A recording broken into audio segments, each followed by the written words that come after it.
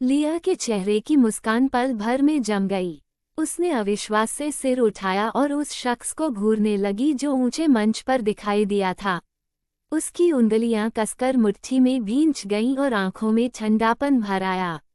सलीना यहाँ कैसे आ सकती है? दर्शकगण अचानक गड़बड़ा उठे और मंच पर आई उस खूबसूरत लड़की को हैरानी से देखने लगे। सलीना, वो यहाँ है। तो सच में उसका एक्सीडेंट हुआ था। दाएं हाथ पर प्लास्टर और पट्टी बंधी हुई सलीना डॉक्टर, 2 नर्सों और काले कपड़ों वाले बॉडीगार्ड्स के साथ मंच पर चली आई। उसने हैरान प्रिंसिपल की ओर देखकर मुस्कराते हुए कहा, बहुत बहुत धन्यवाद हेडमास्टर, लेकिन मैं आ गई हूँ, परीक्षा रद्द करने की जरूरत नहीं। हेडमास्टर ने उसके हाथ को देखकर भौहें सिकोड़ ली। लेकिन तुम्हारा हाथ, सलीना ने तुरंत कहा, चिंता करने की जरूरत नहीं। और फिर उसने दर्शकों की ओर सिर घुमा लिया। 2 नर्सों ने एक कुर्सी खींचकर आगे रख दी। सलीना शालीनता से बैठ गई, टांग पर टांग रखकर, और नीचे बैठे सैकड़ों चेहरों को ठंडी नजरों से देखने लगी। उसकी नज़र धीरे धीरे घूमकर लिया के हल्के सफ़ेद पड़ चुके चेहरे पर आ टिकी और उसमें बर्फ सी ठंडक उतर आई। उसने अपना सही सलामत बायां हाथ आगे बढ़ाया और एक बॉडीगार्ड ने उसके हाथ में माइक्रोफोन थमा दिया। सलीना ने माइक्रोफोन पकड़ते हुए लिया पर सीधी नज़र डाली। उसके चेहरे पर मुस्कान थी, लेकिन आवाज़ इतनी ठंडी कि सुनकर सिहरन हो जाए। लिया, भले ही तुम्हारे जैसे से प्रतिद्वंद्वी होना अपमान है, लेकिन तुमने मुझे छेड़ा है तो अब बड़े खेल के लिए तैयार रहो, जिसकी कीमत तुम चुका नहीं पाओगी। उसके इस एक वाक्य से पूरा हाल लिया की तरफ मुड़ गया। असंख्य निगाहों के बोझ तले लिया की आंखों में घबराहट की चमक उभरी और चेहरे पर लाचारी की झलक।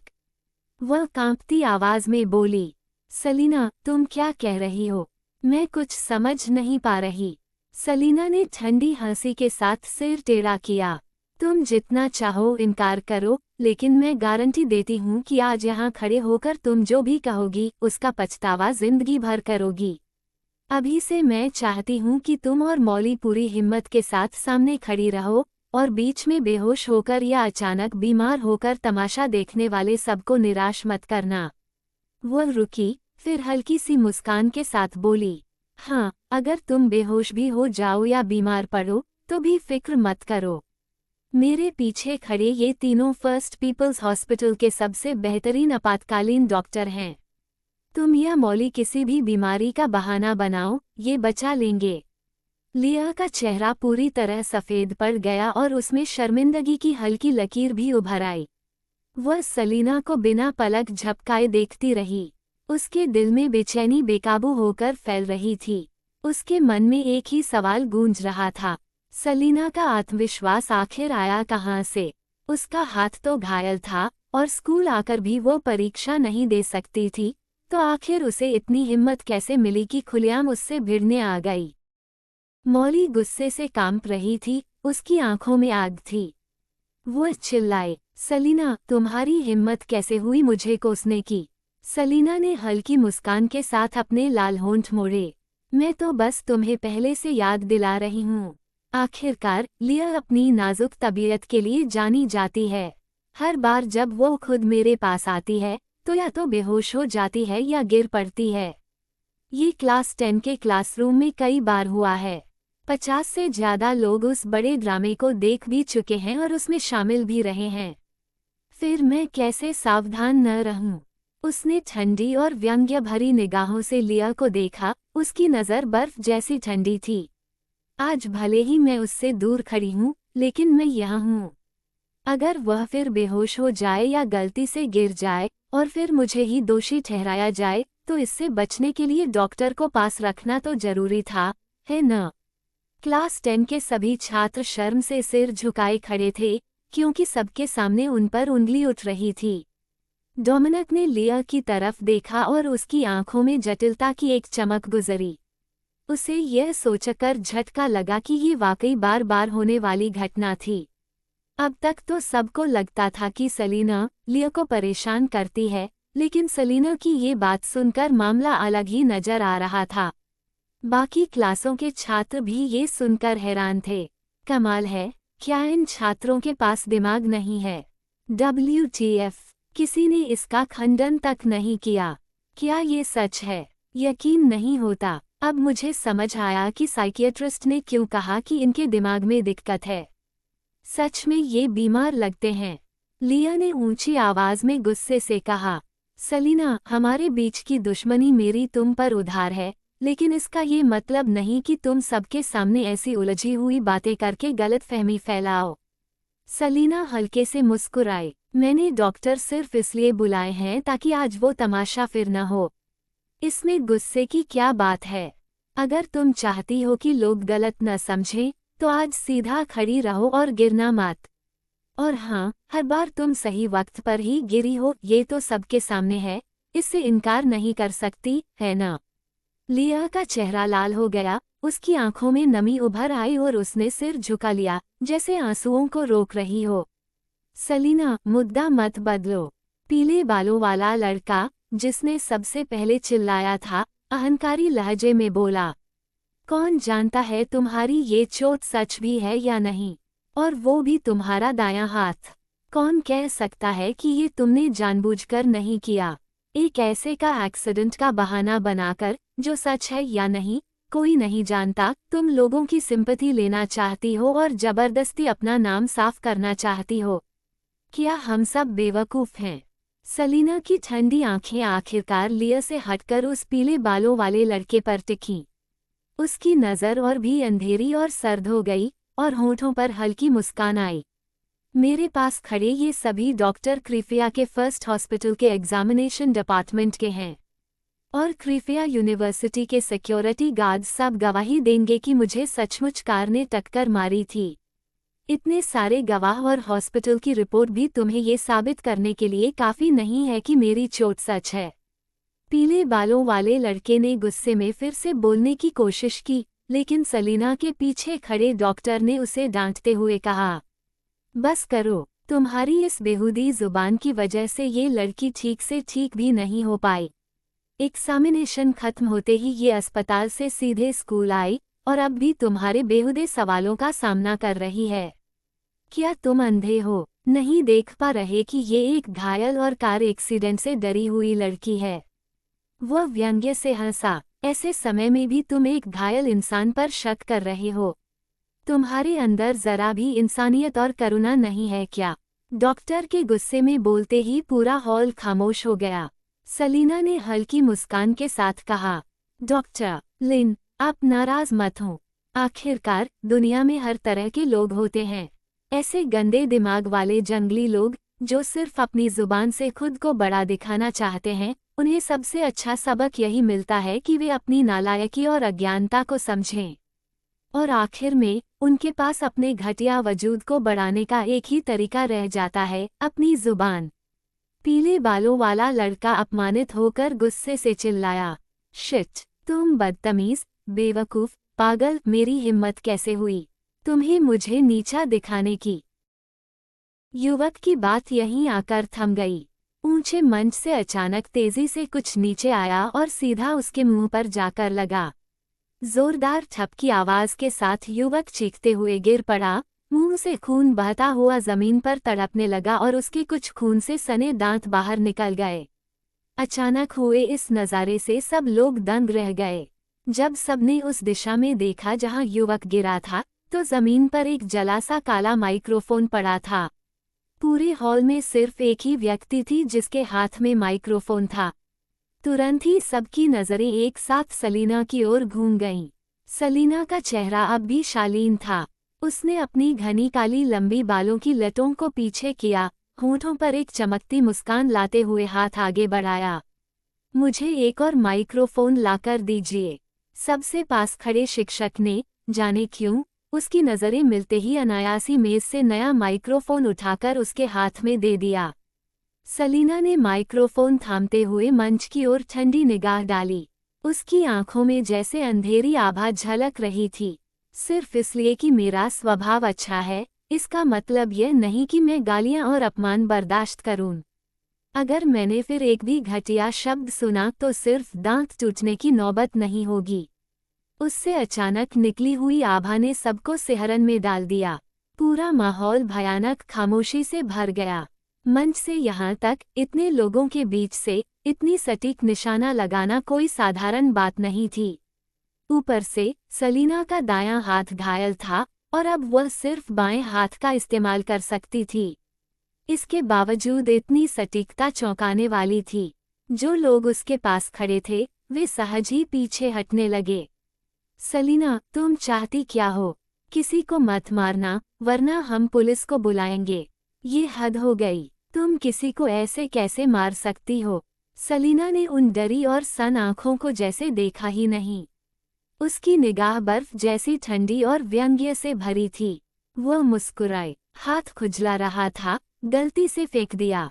भीड़। हालांकि सलीना का किसी को मारना सही नहीं था, लेकिन क्रिफिया यूनिवर्सिटी के कैंपस में सबके सामने अभी अभी सभी ने सुना था कि पीले बालों वाले उस युवक ने कैसे उसे गालियां दी थीं। ज्यादातर लोग वैसे भी उस पर खफा थे, इसलिए उन्हें लगा वह पिटाई का हकदार था। लेकिन हर कोई ऐसा नहीं सोच रहा था। कुछ लोग जो पहले से ही सलीना के खिलाफ थे और जानबूझकर उसे नीचा दिखाने आए थे, वे आरोप लगाने लगे। सलीना, उसका तुम्हें गाली देना गलत था, लेकिन मामला तो तुम्हारी वजह से शुरू हुआ था। वजह चाहे जो भी हो, भरोसा तो तुमने ही तोड़ा है। बिल्कुल, ये कैंपस है, यहाँ हिंसा मना है। अगर तुम्हारे साथ अन्याय हुआ है तो पुलिस के पास जाओ। तुम कौन होती हो अपने आप सजा देने वाली? माफी मांगो सबके सामने, अभी के अभी। जब मैंने उसके लेवल रिजल्ट देखे थे तो सोचा था कि कोई बड़ा पलटवार देखने को मिलेगा, लेकिन सोचा नहीं था कि इतनी बड़ी नौटंकी देखूंगा। सलीना, हमने ठीक से जांच की है। तुम्हारी फाइनल एग्जाम कॉपी में न कोई छेड़छाड़ हुई है, न कोई नकल का मामला है और न ही इसमें शिक्षकों का हाथ है। पेपर तुमने ही दिया था। अब तुम इसे कैसे समझाओगी?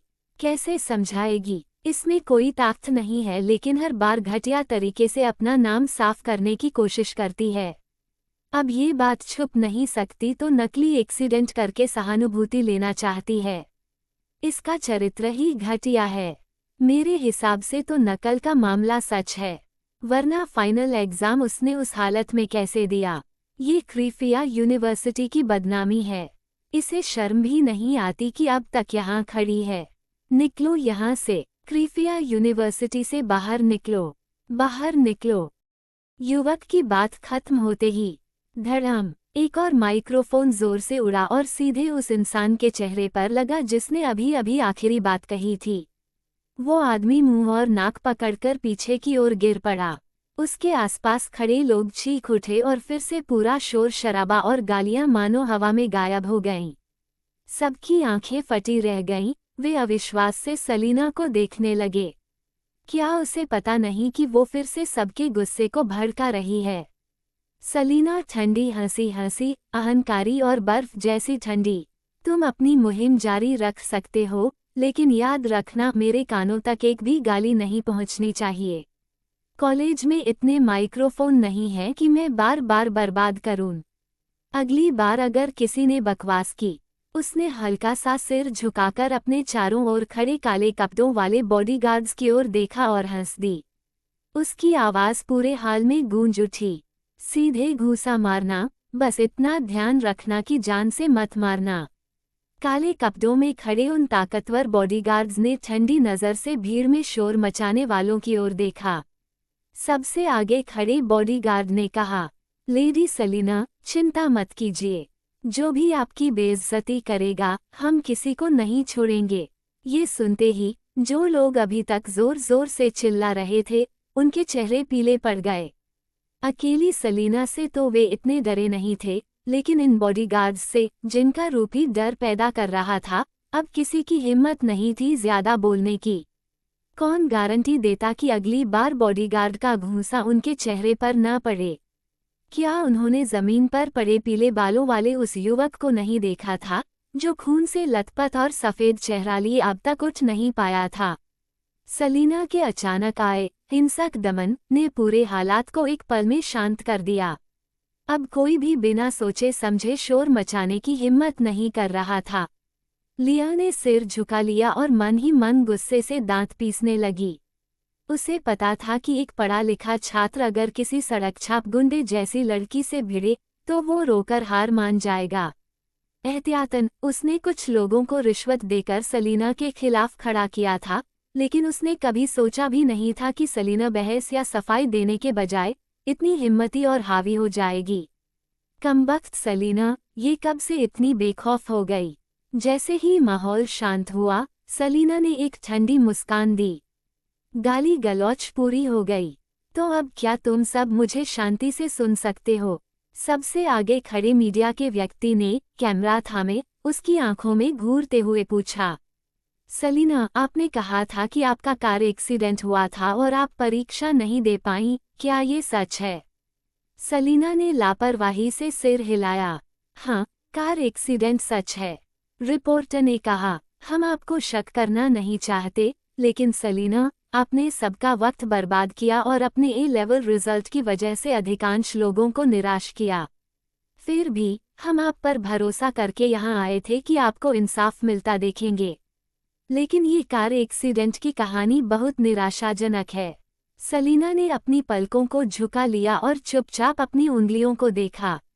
कोई नहीं समझ पाया कि वो इस वक्त क्या सोच रही थी। मीडिया की बात पूरी होते ही उसने अपनी पलकें उठाईं। उसकी गहरी काली आंखें सीधे भीड़ के पीछे खड़ी लिया पर जा टिकीं।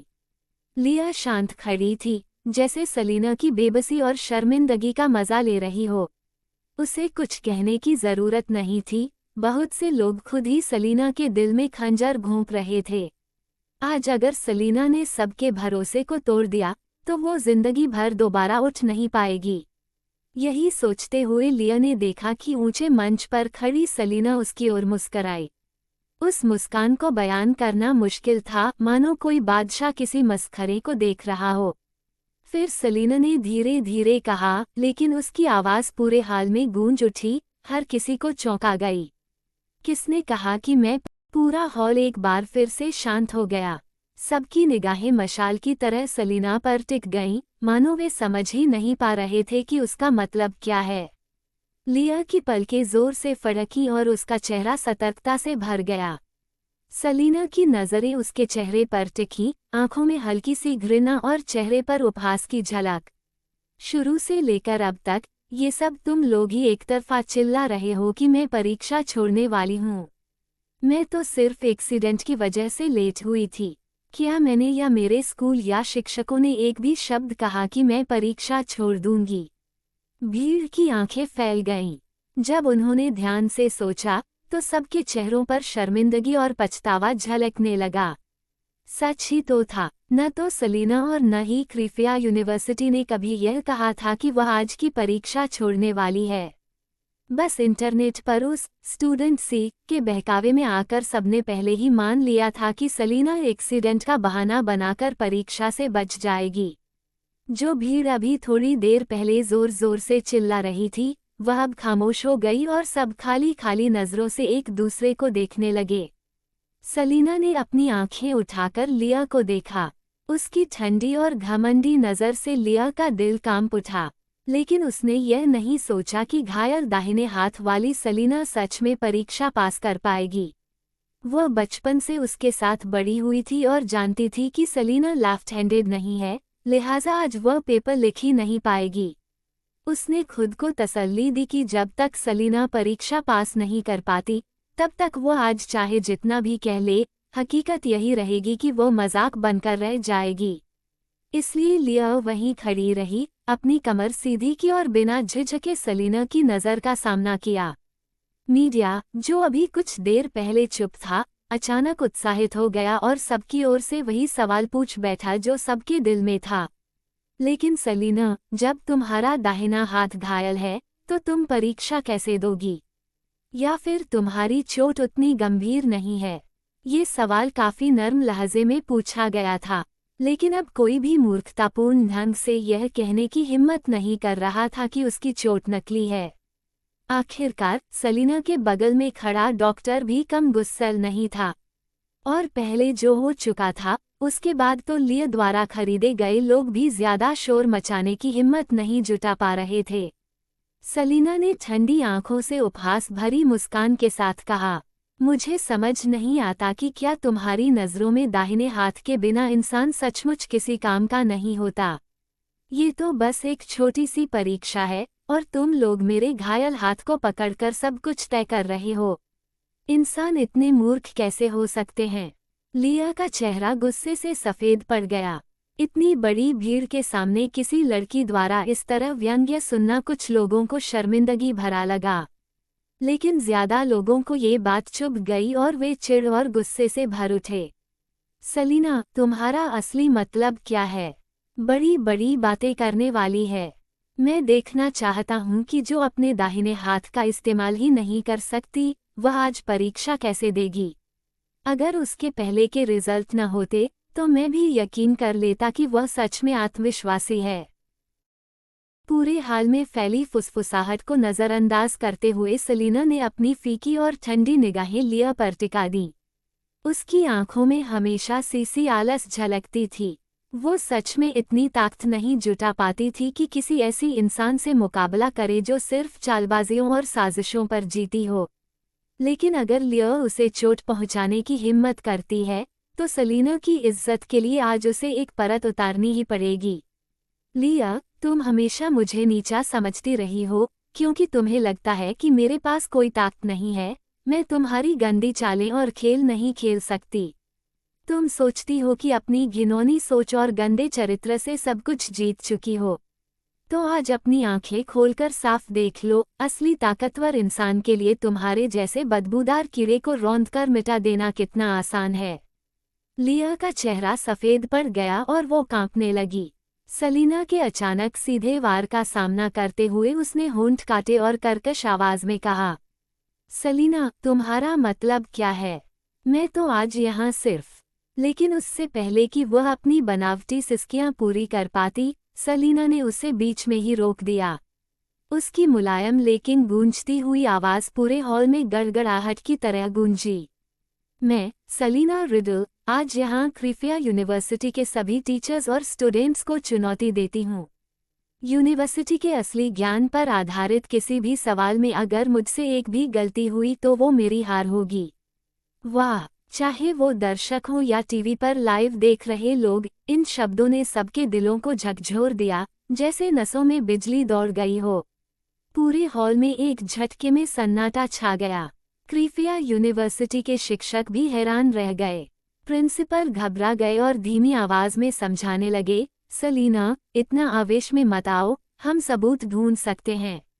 सलीना ने कांपती और शर्म से लाल होती लिया की ओर देखा और होठों पर व्यंग्य भरी मुस्कान लाई। प्रिंसिपल, क्या अब भी आप समझे नहीं? अगर आज मेरा दायां हाथ घायल न भी होता और मैं सच में परीक्षा देती तो भी कुछ नीच लोग मुझे चीटिंग का इल्जाम लगाकर बदनाम करते और फिर उन्हीं नेटिजन्स को भड़काते कि क्रिफिया यूनिवर्सिटी में न्याय और निष्पक्षता नहीं है।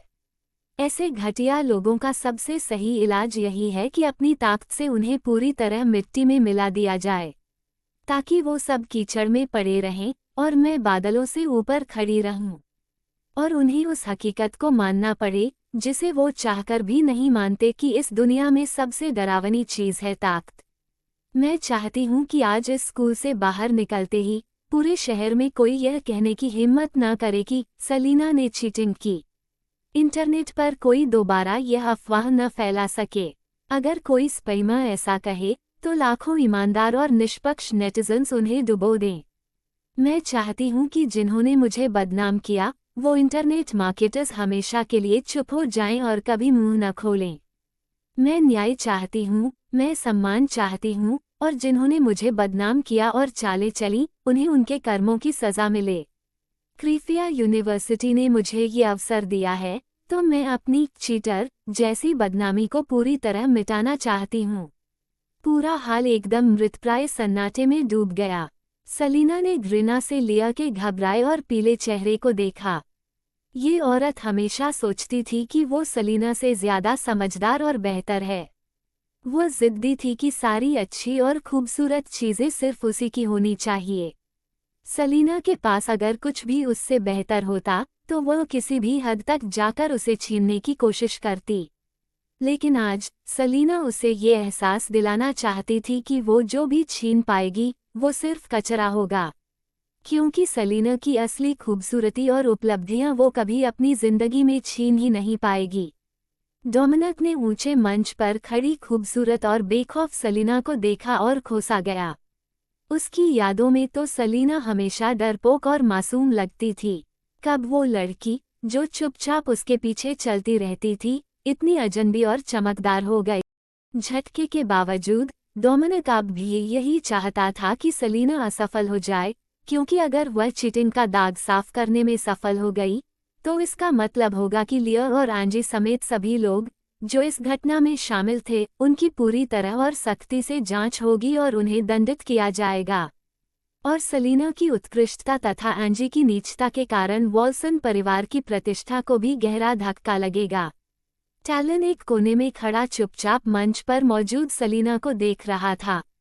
कुछ ही दिनों में ये पहले शांत और आकर्षक युवक मानो अपनी प्रकृति से बदल गया था। वह अब भी सुंदर था, लेकिन उसकी आंखों में ऐसी ठंडक और अंधकार था जिसे मिटाया नहीं जा सकता था। उसकी नज़र मंच पर खड़ी चमकदार और खूबसूरत सलीना पर टिक गई थी, जैसे वह उसके चेहरे के जरिए किसी ऐसे इंसान को याद कर रहा हो जो अब इस दुनिया में नहीं रहा। उसने आंखें बंद की। उसकी पलकों पर एक पारदर्शी आंसू की बूंद टपकी, मानो भ्रम हो, और उसकी लंबी पलकों को भिगो गई। उसी क्षण से उसके भीतर बची आखिरी गर्माहट भी खत्म हो गई। उसने अपनी मुट्ठियां भींच ली और आंखें दोबारा खोली। डोमिनिक और लिया की दिशा में देखते हुए उसकी आंखों में और भी गहरी कठोरता और नफरत उतर आई। डोमिनिक सलीना को देख ही रहा था कि उसे वह ठंडी नज़र महसूस हुई। उसने मुड़कर देखा तो टैलन की आंखों से नजरें मिली और वह पूरे शरीर में कांप उठा। टैलन ने सचमुच वही किया था जो उसने कहा था।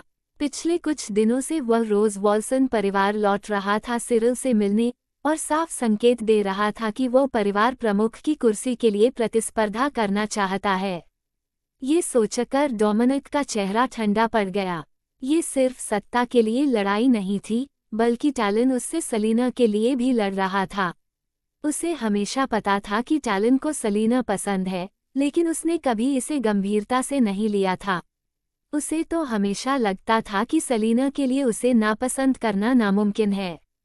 बल्कि कई बार तो वह सलीना के स्नेह से ऊब भी जाता था। लेकिन अब सलीना उसे पसंद नहीं करती थी और टैलन उसे इसलिए नफरत करता था क्योंकि सलीना को चोट पहुंची थी। डोमिनिक इस समय बेहद उलझन में था। उसे समझ नहीं आ रहा था कि टैलन की इतनी नफरत कहाँ से आई, लेकिन उसकी ठंडी और खाली आंखों में देखकर उसे अपने दिल में एक सच समझ में आ गया। ये युवक और वह सचमुच आमने सामने युद्ध करने वाले थे। डोमिनिक ने अपनी मुट्ठी भींच ली और उसके दिल में पछतावा भर गया। अगर उसने उस दिन लिया का बचाव करने के लिए झूठ न बोला होता और एंजी को सलीना की भावनाओं को रौंदने और उसे पूरी तरह चोट पहुंचाने की इजाज़त न दी होती, तो आज टैलन की नफरत उसके सिर पर न आती। सलीना ने अपनी नज़रें उस सन्नाटे भरे माहौल पर दौड़ाईं और फिर एक बार लिया पर टिकाईं। उसके होठों पर हल्की सी मुस्कान उभरी। लिया, तुम तो मेडिकल डिपार्टमेंट की सबसे बेहतरीन स्टूडेंट हो ना? तो फिर चलो शुरुआत तुम ही से करते हैं। लिया ने सलीना को घूरा। उसने हर वह चीज़ सोची थी जो सलीना कर सकती थी, लेकिन उसने कभी उम्मीद नहीं की थी कि सलीना इतनी खुली चुनौती देगी। अपनी ताकत के दम पर उसने पूरे क्रिफिया यूनिवर्सिटी के शिक्षकों और छात्रों को चुनौती दी थी। वो ये कैसे कर सलीना ने खुद को समझाया कि ऐसा कोई तरीका नहीं है कि वह सफल हो सके। अभी तक मामला पूरी तरह नहीं बिगड़ा था, इसलिए उसके लिए हालात पलटना नामुमकिन था। लिया ने खुद को संभाला, उसके चेहरे से पुरानी नरमी गायब हो गई और उसने ठंडी और दर्द भरी आवाज में कहा, तुम मेरी बहन हो, मैं स्वाभाविक रूप से चाहती हूँ कि तुम्हारा नाम साफ हो, लेकिन सवाल पूछने की बात छोड़ दो। सलीना ने ठंडे स्वर में जवाब दिया, यह मत कहो कि तुम मेरी बहन हो। मेरी माँ ने सिर्फ मुझे जन्म दिया है। कृपया तुम और मौली हमेशा अपनी औकात याद रखो। जब से तुमने मेरी माँ की हत्या की और सौतन व नाजायज बेटी बनी, तब से तुम्हें मेरे तिरस्कार और घृणा के लिए तैयार रहना चाहिए। उस बहन के पवित्र नाम को मत दागो। मौली का चेहरा गुस्से से भरा हुआ था वह सलीना पर झपटकर उसे फाड़ डालना चाहती थी, लेकिन लिया ने उसे रोक लिया। लिया ने सिर झुका लिया और सबने उसकी सिसकियां सुनी।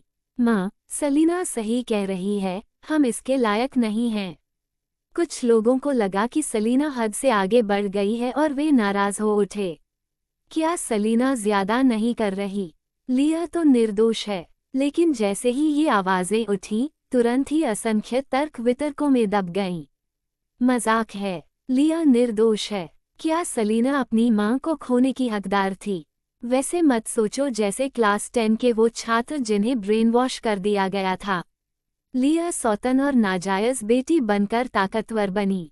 सलीना की नज़र से देखो, कोई भी यह कहने का हकदार नहीं है कि वह गलत है। मैं सलीना का समर्थन करता हूँ। कौन उसके दर्द को समझ सकता है? लिया के पास माँ बाप दोनों हैं, यहाँ तक कि सलीना का फियांसे भी लिया ने छीन लिया। सलीना के पास क्या है? उसे घर से निकाल दिया गया और लोग अब भी सोचते हैं कि लिया निर्दोष है। मैं तो ये कहता हूँ कि जो लोग कहते हैं सलीना गलत है, वे पहले जाकर महसूस करें कि आपकी माँ की हत्या हो जाए, फिर आपका पिता आपकी नाजायज बहन छीन ले, आपका घर खानदान छिन जाए और फियांसे भी छिन जाए, तब अगर आप अब भी कह पाओ कि सलीना गलत है, तो मैं आपके सामने झुककर प्रणाम करूँगा। यहाँ तक कि अगर मान भी लिया जाए कि सलीना ने कभी लिया को निजी तौर पर तंग किया, तो भी उसने सही किया। क्लास 10 के वो छात्र जो इसे वजह बनाकर सलीना पर ठंडी हिंसा करते थे, असल में मानसिक रूप से बीमार हैं। मुझे सलीना की बात पसंद आई। उसे लिया पसंद नहीं, तो उसने साफ साफ कह दिया। ऐसी लड़की अपने किए को मानती है और जो उसने नहीं किया उसे ठुकरा देती है। लिया जैसी नहीं जो ऊपर से नेकदिली का दिखावा करती है, पर अंदर से चालाकी और साजिश छुपाए रहती है। हैरानी की बात ये थी कि इस मुद्दे पर ज्यादातर लोग सलीना के पक्ष में खड़े हो गए। क्लास 10 के छात्र जब अपने सहपाठियों के गुस्से और निंदा की आवाजें सुनने लगे, तो उनके चेहरे पीले पड़ गए और वे घबराकर स्तब्ध रह गए। पहले तक उन्हें लगता था कि उन्होंने कुछ गलत नहीं किया, कि सलीना ने उनके सहपाठियों को तंग किया था और गलती उसकी थी। इसलिए उन्होंने सलीना से नफरत की, उसे नापसंद किया और मिलकर उसका बहिष्कार किया। लेकिन अब सैकड़ों लोग उन पर आरोप लगा रहे थे, बता रहे थे कि गलती लिया की थी और गलती उन्हीं की थी, सलीना की नहीं। लड़कियों में से एक असंख्य नफरत और इल्जाम से भरी नज़रों के सामने फूट फूट कर रो पड़ी। माँ, मैं गलत थी, मुझे सलीना को तंग नहीं करना चाहिए था। उसकी माँ बगल में खड़ी थी। बेटी के आंसू देखकर उसका दिल पसीज गया, लेकिन उसने सख्त लहजे में कहा, तुम्हें अभी बस सहपाठियों ने डांटा और तुम टूट गई। कभी सोचा कि वह सहपाठी जिसे तुमने रोज अपनी ठंडी हिंसा से तंग किया, उसने हर दिन उस घुटन भरे माहौल में कैसे जिया होगा? तुम्हारी बेरुखी और अलगाव ने उसे कितना चोट पहुंचाई होगी। और उसने गलत किया ही क्या था? उसने तुम में से किसी को नुकसान पहुंचाया। लड़की और जोर से रोने लगी। अक्सर तब तक दर्द का एहसास नहीं होता जब तक चोट खुद पर न लगे। माँ, मैं गलत थी, मैं सलीना से माफ़ी मांगूंगी, उससे क्षमा मांगूंगी। जब एक ने पहल की, तो क्लास 10 के बाकी छात्र भी रोने से खुद को रोक नहीं पाए। डैड, मुझे पता है मैंने गलती की है, प्लीज़ मेरे क्लासमेट को मुझसे नफरत करने और मुझे डांटने मत दो। मम, मैं अपनी गलती मानती हूँ, मैं बदल जाऊंगी, अब कभी अपने क्लासमेट को टारगेट नहीं करूंगी। लड़कियां अब भी रो रही थीं, जबकि क्लास 10 के लड़के सिर झुकाए बैठे थे, हिम्मत भी नहीं हो रही थी कि चेहरा उठाएं। जानबूझकर लड़कियों को टारगेट करना और दूसरे विभाग के छात्रों को अपनी ही क्लास की लड़कियों को तंग करने में मदद करना, कोई भी लड़का ऐसा काम नहीं करेगा। आखिर उन्हें पहले कैसे ऐसा भ्रम हो गया कि लिया पर यकीन कर लिया और सलीना के साथ इतनी निर्दयता दिखाई। साफ था कि लिया के साथ उसके झगड़े के अलावा सलीना हमेशा चुपचाप और संकोची रही थी, एकदम अकेली बैठी रहती थी। जब उसे टारगेट किया जाता तो भी वह चुप रहती, बहस तक नहीं करती थी, सिवाय उस घटना के जब डोमिनिक से जुड़ा मामला हुआ और उस पर चीटिंग का झूठा आरोप लगा। अगर इतनी खामोश, लगभग न के बराबर दिखने वाली लड़की वाकई उतनी ठंडी और स्वार्थी होती जितना कहा जा रहा था, तो उसने कभी प्रतिरोध क्यों नहीं किया? शिकायत तक क्यों नहीं की? दर्द में रोते बच्चों को देखकर एक अभिभावक ने आह भरी, अगर गलती मान रहे हो, तो इसका मतलब तुम पूरी तरह निराशाजनक नहीं हो। उसने मंच पर खड़ी सलीना की ओर देखते हुए कहा, मुझे लगता है वो लड़की दिल की साफ है। अगर तुम सच में अपनी गलती मानकर माफी मांगोगे, तो वो तुम्हें माफ कर देगी। एक महिला अभिभावक ने ठंडी आवाज में कहा, अपनी गलती समझकर उसे सुधारना सबसे अच्छी बात है। तुम लोग तो बस बहक गए थे, असली गड़बड़ तो किसी और में है, जो जड़ से ही खराब है।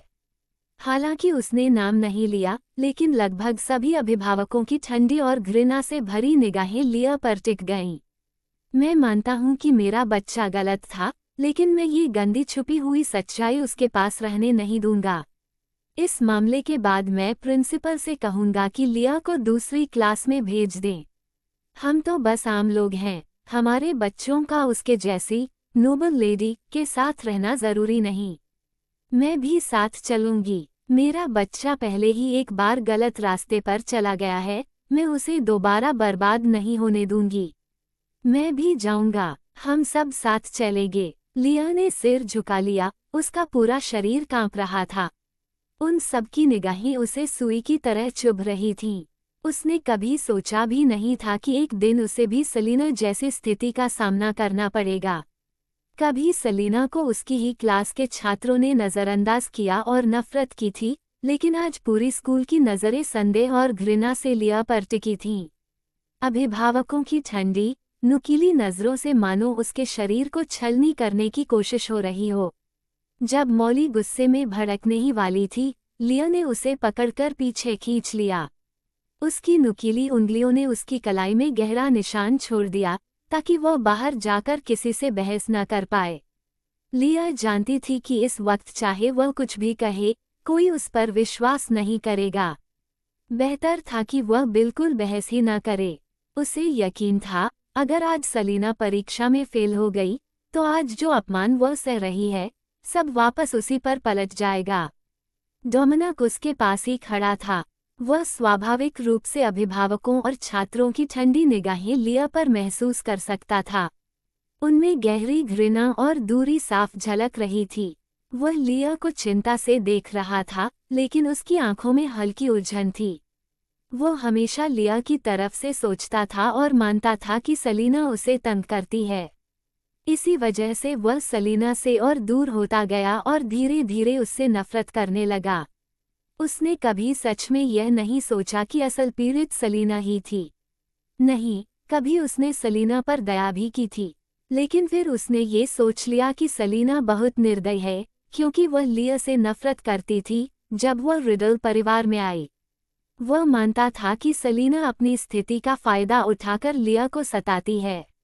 शुरुआत में उसने उसे समझाया भी था, लेकिन वक्त के साथ जब सलीना और ज्यादा कठोर लगने लगी, तो उसके दिल में वह पहले वाली प्यारी और शांत लड़की धीरे धीरे मिटती गई और बस एक चुप और उदास सी छवि रह गई, जो अब उसे खटक।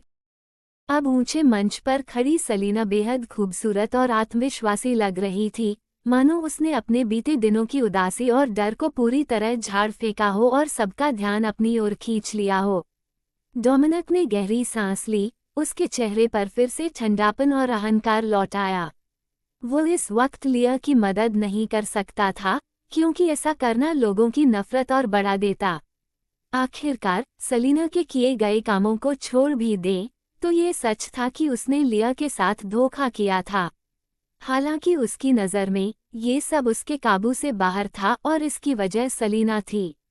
अगर वह पहले ही इतनी आत्मविश्वासी और चमकदार होती और बातों को इतना आगे न बढ़ाती, तो शायद वह अपनी नफरत के बावजूद उसे नज़रअंदाज न करता। सलीना को नीचे क्या हो रहा है, इसकी परवाह नहीं थी। क्योंकि लिया ने सवाल देने से इनकार कर दिया था, उसकी आंखों में आलस्य और भी साफ नजर आने लगा।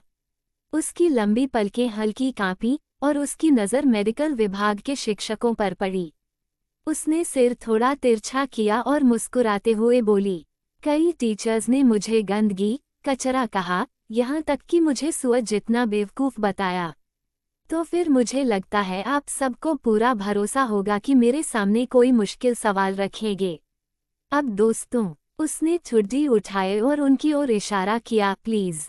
क्लास 10 के टीचर्स शर्म से गड़े जा रहे थे। सभी को लगता था काश वे किसी कोने में छुप सकें।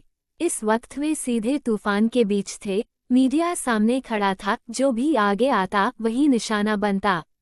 सलीना का आत्मविश्वास और उसके हैरान कर देने वाले ए लेवल रिजल्ट को देखते हुए कौन हिम्मत करता कि उसे सवाल दे। अगर सलीना जवाब न दे पाई तो लोग उसे जरूर आलोचना का निशाना बनाते, लेकिन अगर उसने जवाब दे दिया तो वो टीचर्स लोगों की नज़रों में डूब जाते और हमेशा के लिए बदनाम हो जाते। वे सब पहले ही सलीना की वाकपटुता देख चुके थे।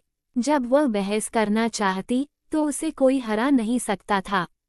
क्रीफिया यूनिवर्सिटी को भी डर था कि कहीं सलीना हार न जाए। आखिरकार अकेले एक लड़की पूरे स्कूल के छात्रों, टीचर्स और प्रोफेसर्स को चुनौती दे रही थी। ये किसी को भी चौंका देने वाला था। वो तो अभी बस एक स्टूडेंट थी, यहाँ तक कि मशहूर प्रोफेसर्स भी शायद यह न कर पाते।